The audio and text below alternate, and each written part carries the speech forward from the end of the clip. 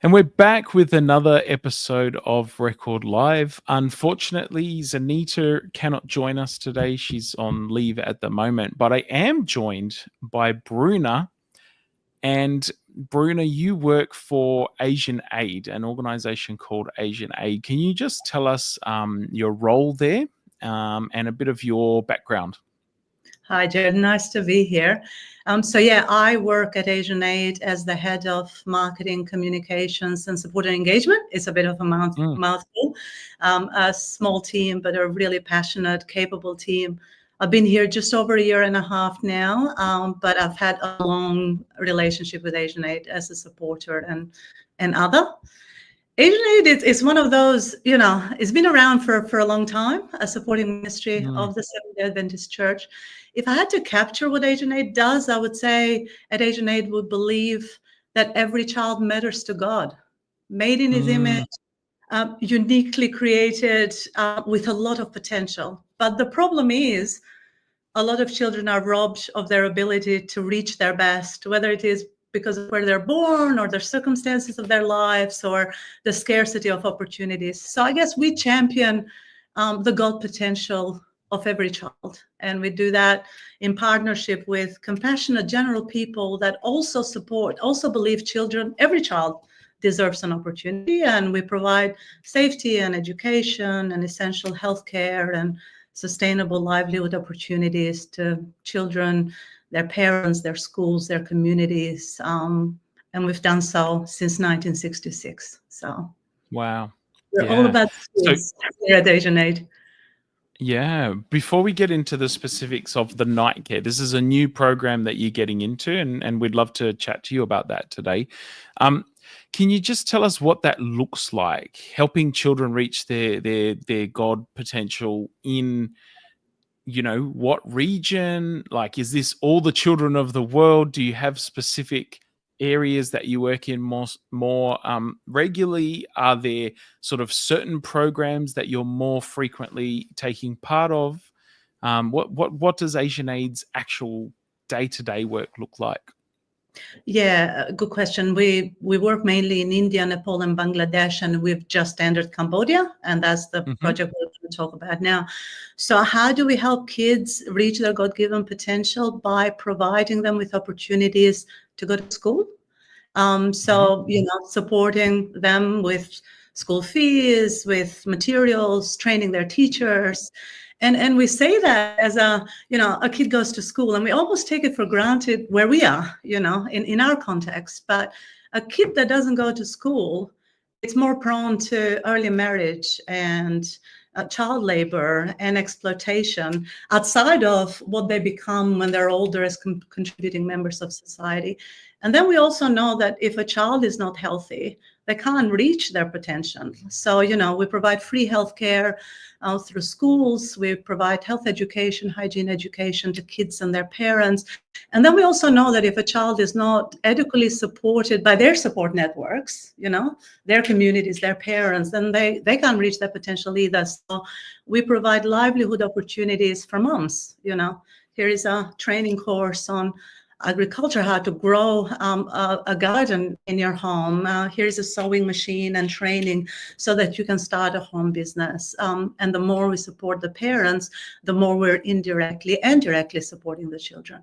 And having done this for almost 60 years, we now can look back and just go, here's the ripple effects of that positive impact, because there is thousands of stories of kids who've, through the help of Asian Aid supporters, are now contributing members of society. They're leaders in their own fields, and they're giving back into their own communities. So it's going back to that whole notion of there is this period in time where a child, if they're resourced the right way, this is a long-term investment into the future. Now, just something you mentioned there about the supportive ministry of the Adventist Church. So this Asian Aid as an organization, it's not run by the Seventh-day Adventist Church, but many of the people that work there are Adventists, and many of the supporters are Adventists, and they have this, it's sort of a unique sort of role as an independent supporting ministry. So it's not run by the church, but they're supportive of and supported by the church in many senses. And that's important because, well, maybe you can tell us a little bit about what that sort of status means for an organization like yours. Yeah, look, it's important. I'll park the status first for a second. I think what value supportive ministries bring to the Adventist ecosystem, church ecosystem, is that we're sort of giving opportunities to people. And I feel like as Adventists, we're very generous, compassionate people. There are a lot of good causes, a lot of great ministries that are run by the church or supporting ministries of the church. Is this the more opportunities we give to ourselves and to people within our church communities to serve, to raise awareness of needs of others, the more we're living out our faith. So the supportive ministry status, it's another opportunity for people to just go, well, here's something that really touches me. This is something that God's put in my heart, and I'm gonna. So I guess that's where Asian Aid started within the church ecosystem, within the Adventist church ecosystem, and a lot of the work that we do in India, Nepal, and Bangladesh supports the Adventist school system in those countries.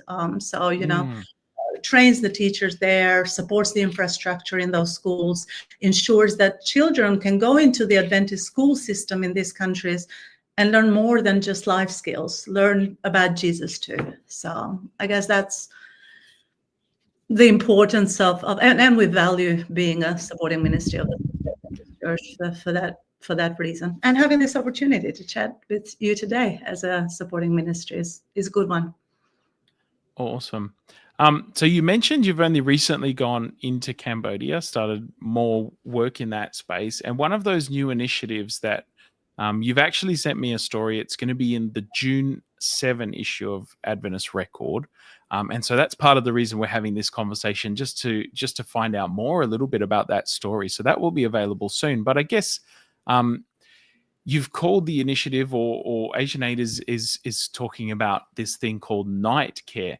Now, I've heard of daycare.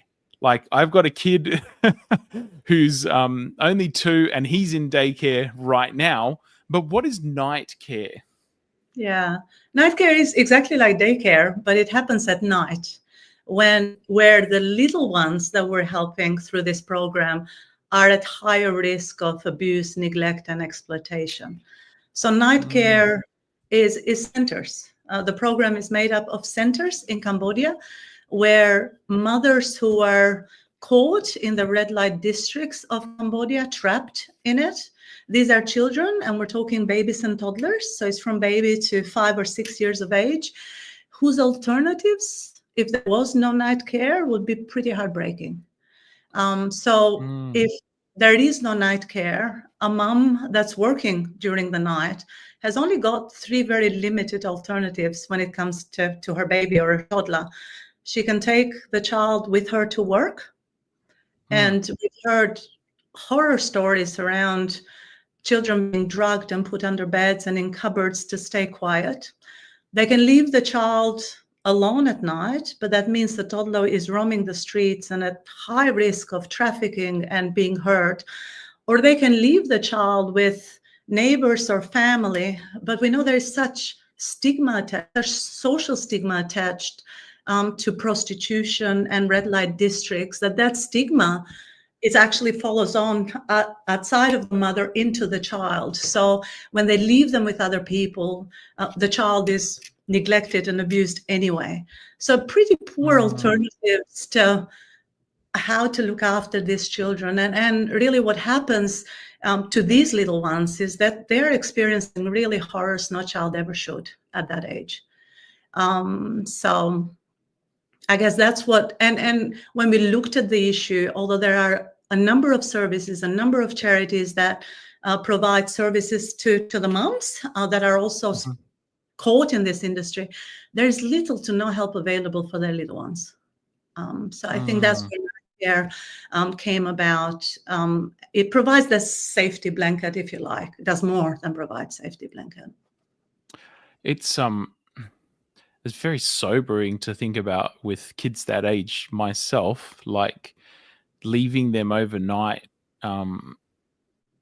at home by themselves, even to just, if the house was safe and locked up, probably they might sleep through, nothing might happen. But if they wake up with nightmares, or are trying to, I don't know, go into the kitchen to find something to eat or something, they could get into knives or hot things or all sorts of, like, it's just horrific to think about, that is the only option available to some of these people. Now, what about people that might say, well, you're enabling, say, sex work or prostitution? And that's what we're talking about here. Some of these women are involved in some of those industries.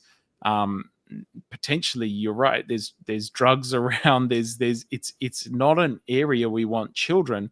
But at the same time, is this just making it easier? Oh, well, I'll dump my children at Nightcare, and then I'll go and do this at night. What would you say to someone who might have some of those concerns? Yeah, what I would say is that the red light districts of Cambodia are a stark, if you like, reminder of system gender inequality, of poverty and exploitation. And instead of me addressing the question directly, I'll give you some stories. How about I tell you a couple of stories of moms whose kids are coming to Nightcare, and I won't give them names for safety reasons. But here is one mom who, imagine when she was a teen, she would go for days without food. So the opportunity of actually getting a job, moving out of rural Cambodia and coming into, mainstream Cambodia and getting a job was very attractive. And she thought she was coming in to actually work in a garment factory, when in reality, she ended up in a brothel. Fast forward a few years, and she now has a little one, and it's next to impossible to get out of that. And I'll give you the example of another mom, and I'm talking about somebody in their early 20s here, where has experienced every hardship imaginable, to the point of a forced marriage when she was a teen, to an abusive, drug-addicted husband, had the courage to escape that relationship. For a whole month, she told the nannies in the Nightcare Center, she tried to escape. And she was found every time and abused every time, to the point that her husband then sold her to the local brothel for less than 500 Australian dollars. And again, she now has her 2 children, and she is trapped in it. The red light district of Cambodia, full of stories of moms like these. Research shows that the women that work in the prostitution sex industry in Cambodia are doing that either out of absolute economic necessity to provide for their children, or they've been trafficked into it forced into it, without willing to do so. When you think that 18% of Cambodians live below their national poverty line, not our poverty line, their national poverty line, sex work is one of the only viable options for some people, for some women, especially rural women that are moving into places like, into some of the cities in Cambodia. So I just want to park that there to just say, we are recognizing their reality is devastating and heartbreaking. We're putting that aside. What we're doing with Nightcare is saying we are acknowledging the reality of the lack of opportunities that exist. And what Nightcare does, outside of giving a child, a little one, the opportunity to sleep well overnight and be safe, it's also little by little breaking the cycle of trauma, so that in a few years' time, the girl that was born in the red light districts doesn't think the only job she can do is what her mom was doing. So it's providing an alternative too. So I guess to some extent, I don't want to judge the situation in Cambodia, because the reasons and the situation is beyond complex, to be honest. All we're doing is acknowledging that reality and providing help to potentially some of the most vulnerable, invisible children that exist in Cambodia today. And what you're talking about is slavery in some of those senses. Like they are forced, as you said, with no choice, and they can't escape. And so it would be fairly callous of us to write off their children then as like not having any worth, because the mothers are trapped in that cycle. It's heartbreaking, the sort of it's heartbreaking scenario that you described. The social stigma, even if you could escape, the potential to actually find other employment, the potential to be able to provide for your child, to actually make do outside of it. There's such social stigma attached to it. I don't want to make it sound like it's a hopeless situation, nobody can leave, but it would be very difficult to actually break free of it. I'm curious as to how this opportunity came about, because you mentioned there are services and there is help for the mothers, for example. There are other potentially NGOs in Cambodia working with all different demographics, but like it seems like this is maybe a hole in the service industry that Asian Aid has discovered. Are there other people doing similar things, perhaps in other countries or something, or is this just a sort of a chance thing that Asian Aid has stumbled across and found this really important ministry? No, we're actually in partnership with an aid organization in the States called Saving Moses. So I guess they were also, like, they became aware of the issue. They were mainly with babies and toddlers, and we've had, obviously, because of our internal knowledge around how to work with children, it made sense for us to enter into this partnership, especially when we saw the need that existed in Cambodia and other countries. The need is there in Nepal, the need is there in India as well. There is such a need that if there were more resources, a lot more could be done in that space. Who are the staff, the nannies that are looking after these young, babies and toddlers and stuff? How do you find people that are willing to do that? You said there's some stigma attached with that industry. Are these young sort of teachers in training? Are they nannies and babysitters that are willing to work in this space? How do you identify and find people that are able to do this for you? Some are teachers in training. Some are women that have experienced hardship themselves. So one of the nannies in one of the centers, she lost her husband, was left to be the sole provider, worked a couple of jobs, then found out advertised their advertised jobs for Nightcare centers, find out about the need for a Nightcare, and she had that heart connection with the role, in the sense that I know what hardship looks like. I know what it feels like for a child whose mom has to be the sole provider. And we talk about that, and we need to think of that outside of our own context. In countries where a mom is the sole provider, it's just completely different dynamics in that space. And she saw this as an opportunity. A lot of the nannies there see it as an opportunity to give back, to nurture. We do quite a bit of training in trauma care, for example. So yeah, a center might have 20 kids, might have 5 or 6 nannies that are employed by the center to look after the kids. And the ongoing training is there. As I said, the need is there for even more of it. But it's usually people that are connecting with it because they themselves have experienced hardship. They themselves have experienced some stigma associated. They have moved from a rural area. So there is an understanding of the situation by the special people. It sounds like, it sounds like it's a very meaningful sort of thing for them to take part in. Moving a little bit, and maybe it answers our question about, there's a lot in the Bible about the vulnerable, the widows and the orphans and the least of these. How do you see this role, even if it's not an evangelistic program? We're not necessarily teaching these kids Sabbath school lessons and trying to convert them into good Seventh-day Adventists. Like, it's just literally, in some cases, sort of saving their lives, protecting them from abuse, saving them from being drugged and shoved under a bed. Like, those are important. But can you give us from your perspective, I guess, the faith reason, the Christian reason behind why would Asian Aid want to be involved in such a ministry? Yeah. By the way, they do have mat time as part of the routine. They do age appropriate reading and songs, and they say Excellent. their grace before their meal. So, but I think outside of that, I can get quite simplistic in my take on, I think the Bible is full of references around compassion and generosity.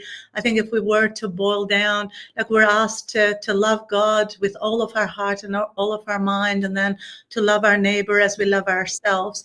And when we look at the example of Jesus, there are so many, in how many settings do we see Jesus during his earthly ministry looking for the most vulnerable and siding with it, spending time and then saying, follow me. And I feel like sometimes in our relationship with God, we're in a privileged position. I feel like we receive a lot. God gives a lot. He gives love and his grace and forgiveness. He gives his son. We're on the receiving end. That's why I find Micah 6:8 a little bit interesting, because we are required to do something. And for people that have been on that receiving end, in Micah 6:8, what does the Lord require of you but to act justly, to love mercy, to walk humbly with your God? I feel like we need to pay attention to that, because as receiving people, here is a bit of a requirement, and it's a simple one. It's just choose righteousness in all the things that you do in your life. That's but then to love mercy is to show compassion and generosity towards people. And it's more than just being nice. It's actually go alleviate suffering. It doesn't have to be to little ones in Cambodia. It can be to people we can ask for. And I think what happens, and there's a lot of research that backs this up, when we live our lives in reference to other people, so when we are other focused, great stuff happens for us. We tend to be living our lives in the best possible way for our own well-being. I think it does things to our faith, living out in this way, where we're a bit other focused. So even in that request, in Micah 6:8, God is doing us a favor again, because God is saying, go and do something, but in so doing, you will see that your faith is strengthened and your overall well-being is going to improve as well, and it's going to enhance. I think it's just looking for those opportunities to be the hands and feet of Jesus. To whoever. Whoever, everyone, yeah, especially the vulnerable. I'm reminded, as you're speaking, of the passage in Matthew that talks about the sheep and the goats.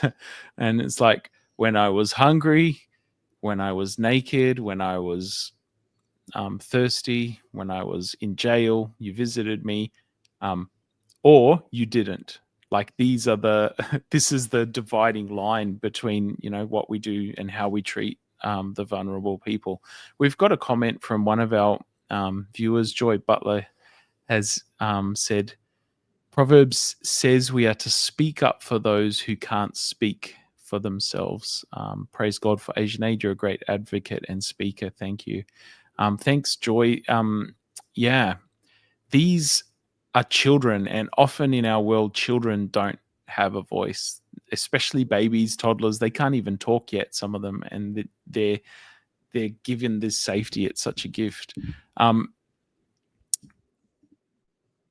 Just so for some of us, we might be like, well, we can't get to Cambodia. We can't serve in a center, but what can we do, Bruna? What should we be doing as Christ followers with this requirement that you've pointed out in Micah 6:8?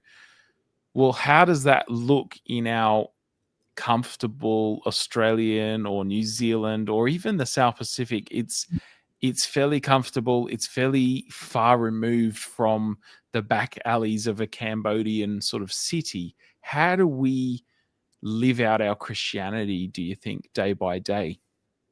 I think one of the most important things we can do is to maybe, I feel like God puts in our heart something. As I say, it doesn't have to be Nightcare for little ones in Cambodia. Something that we feel passionate about.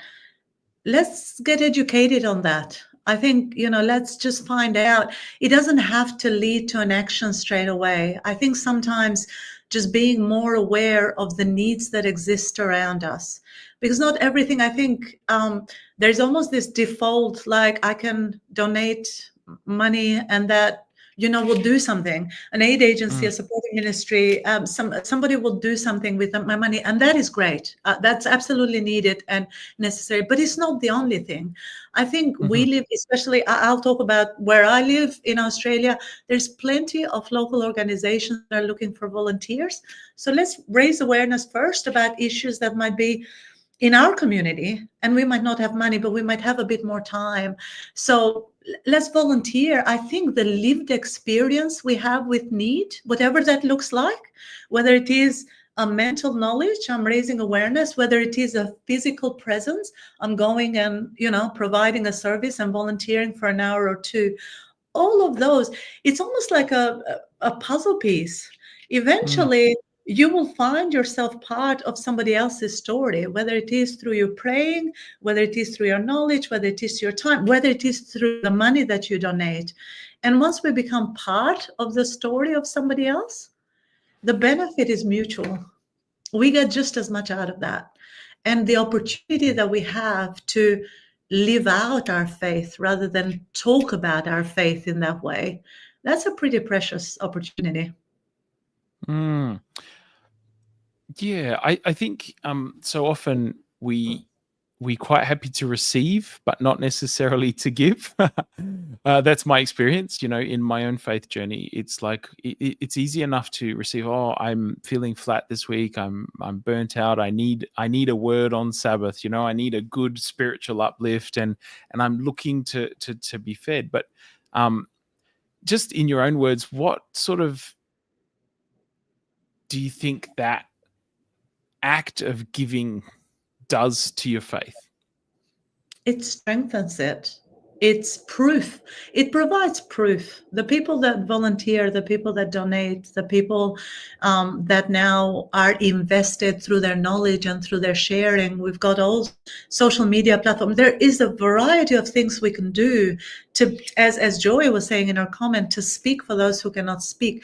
The more we do that, it's a little bit like a muscle. I think service is a Mm, bit like a muscle. Like, the mm, more you mm, use it, the stronger it gets, and it becomes your proof point for the blessings we've received. It's okay for us to be fed, like we need that for our own.